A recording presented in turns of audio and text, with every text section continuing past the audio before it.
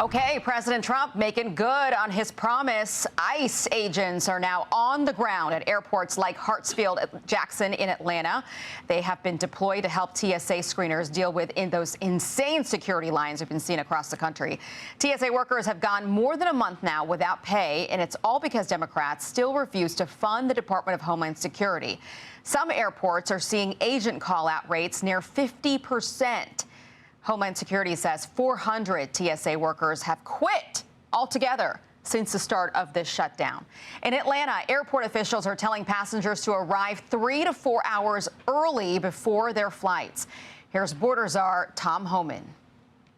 You have exit lanes where people leave the airport. Now people try to enter those exit lanes. That's a security breach. Well, an ICE agent can maintain those exits, and that allows a TSA officer to go back to screening to move people through quicker. They run those same type of security machines at the southern border, right? Packages come through or people come through. They run similar assets. And again, even if we look at the line there, to manage the through flow of people, and even administratively, they'll be helpful. Our Madison Scarpino is live right now at Atlanta's Hartsfield-Jackson Airport. Madison, how long have those people been standing there?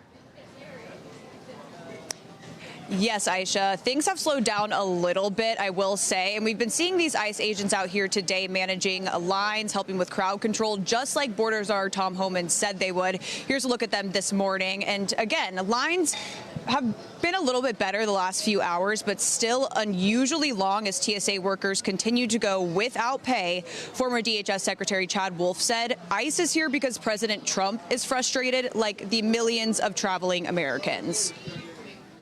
He's got two choices, which is the lines just continue to get longer as the Democrats continue to shut down DHS, or we find a solution and we look for other options here. And so having ICE or other elements of DHS surge into airports, it's really why the department was created, so that you could have a flexible workforce. But not everyone is on board, as people like House Minority Leader Hakeem Jeffries says this is the last thing Americans need. But many passengers tell us they'll take anything that will help with these lines. So this is a live look at lines here at Hartsfield-Jackson right now. Again, this is nothing compared to this morning's lines, if you can believe it. Yesterday's lines that did not let up all day. People waiting for up to 5 hours until they finally get screened before their flight, if they even manage to make it. And we're seeing these types of lines at several other major airports as Congress still cannot come to an agreement to fund DHS. Surprisingly, travelers here have been in a decent mood, pretty understanding of the current situation, but they're still extremely frustrated. It's insane, but I've been watching the news for the last couple of days and sort of came prepared, I guess. I don't think that we're probably going to make it, so we'll just see what happens after we get through those gates. It's been insane, and I just want to go home. And as you mentioned, Aisha, this comes as more than 400 TSA workers have quit altogether since the start of this partial shutdown, and the call-out rates of these TSA workers are increasing by the day. Back to you. Okay, Madison, thank you very much. Republicans have launched this new ad on airport delays, and their message is stuck in line, blame a Democrat. Senator James Lankford, Republican of Oklahoma, a member of the Homeland Security Committee, Finance Committee, and Intelligence Committee, is joining me now. Senator, thank you. I do wonder if that's going to resonate with Americans and if Americans do feel that way. But I want to first ask you about these ICE agents that are now on the ground in airports like Hartsfield in Atlanta. What do you think of that? ICE agents patrolling alongside TSA agents? Well, at this point, it's trying to be able to help TSA agents that we have left that are not calling out sick on this to actually be at the spot to actually do the screening. That part takes 4 months to be able to get through the training to be qualified for on it. There are lots of other positions, as Tom Homan had mentioned, entry, exit points, managing the line, that don't require that much training. It's really just kind of just managing people on the flow. But we've got to be able to put all the ICE agents that are, or the TSA agents that are trained for those roles in the actual screening in the spot. And where we've got gaps, let's try to fill in the gaps, whether that be National Guard, whether that be ICE, whatever it may be. But Americans need to be able to get through these lines. People want to know, what the heck is going on in that dome behind me? Why lawmakers haven't come to an agreement yet? Yesterday, your colleague, Senator John Kennedy, tried to speed things along by putting a bill on the floor that would basically say, hey, you senators won't take a paycheck as long as TSA isn't getting a paycheck. And Democrat Senator Brian Schatz apparently didn't like that, but then didn't stay to debate it, sort of left. Let's watch this moment where it gets a little chaotic on the Senate floor. Is there an objection? The objection is heard. I want to give my colleague, Senator Schatz, more time. As he objected and left the chamber. Is he coming back?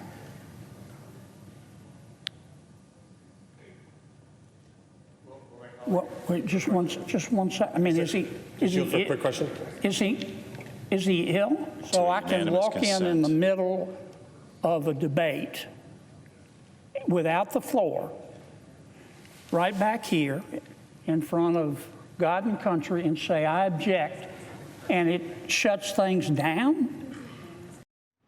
I mean, this would be funny, Senator, if it wasn't so dang serious. Why aren't Democrats showing up and debating? Yeah, it's really painful right now because they know the American people are not on their side on this. It's been very frustrating. What they want to do is they're now not paying TSA agents. And they'll say, well, we'll pay TSA agents. But the strategy that's happening now, they want to do for ICE.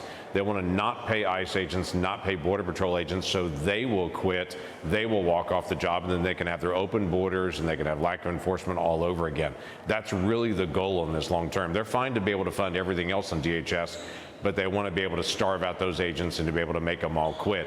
We're unwilling to be able to get back to a moment where we have open borders. There's plenty of reforms we've all agreed to. That's been the amazing thing. We agree to body-worn cameras. We agree to de-escalation training. We agree to ID. We agree to so many aspects on it. They've said we demand all these things to have changes. We're like, yeah, we agree with that. That's not an issue on it. But their goal is not to be able to really get the reforms. Their goal is to be able to defund ICE, and we're absolutely not going to do that. Senator, very quickly here, I have 30 seconds left with you. I want to ask you about the Save America Act. The president has said that this is going to cost you guys the midterms, but there are Republicans reportedly that are saying we should be talking about the economy. We should be talking about something else, our victories. What are you hearing from voters and your conference? Yeah, it's a mix of all of those. We have voters that are saying, hey, let's work on the economy. You got to work on gas prices, got to work on all the issues that are out there, housing, groceries, all those things. And other voters are saying, hey, I really want to make sure our elections are secure. The SAVE Act should not be a complicated act. 36 states already require voter ID. 9 states already require proof of citizenship before you vote. All we're doing is saying this needs to be across the country. It's a very simple, straightforward bill. This shouldn't be controversial, but Democrats have just dug in on this and they refuse to be able to move. So we're continuing to push. In fact, I'll be back on the floor later today pushing this again. Okay, we'll watch it. Senator Lankford, thank you very much. Hey, it's Will Cain. Click here to subscribe to the Fox News channel on YouTube. It's the best way to get our latest interviews and highlights. And click to subscribe to the Will Cain podcast for full episodes right now.